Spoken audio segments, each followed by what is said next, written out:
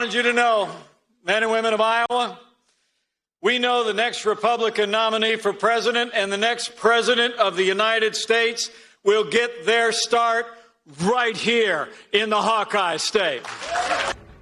Mike Pence is officially running for president. He says he should be the next president over Donald Trump.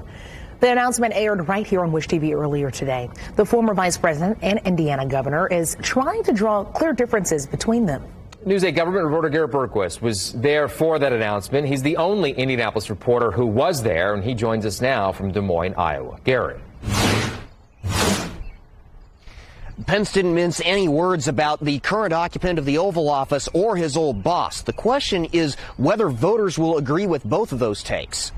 The former vice president and Indiana governor says he's making character and loyalty to the Constitution central to his campaign.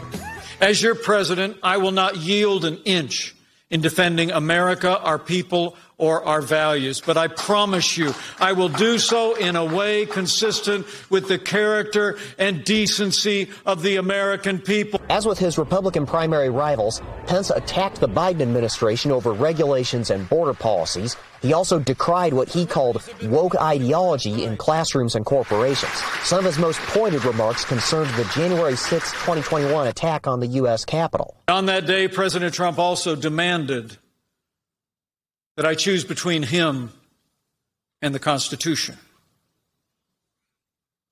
Now voters will be faced with the same choice. I chose the Constitution. Pence went on to say no one who asks someone to put themselves ahead of the Constitution should ever be elected or re-elected to the presidency. He says Trump was wrong then, and he's still wrong about the 2020 election. Pence's supporters say that's the sort of character they're looking for. I think Pence, honestly, he has the type of character. His background and everything makes it easy to support him, but it also makes it easy to understand where he's coming from. He already has at least one key political figure from back home in his corner. House Speaker Todd Houston says he will support Pence's run in any way he can. Well, first of all, I think Hoosiers know Mike Pence, the quality of the person. I certainly do. And I think Mike Pence has a vision for America that's positive, optimistic, and will get us back to, I think, the American dream we all hope to have.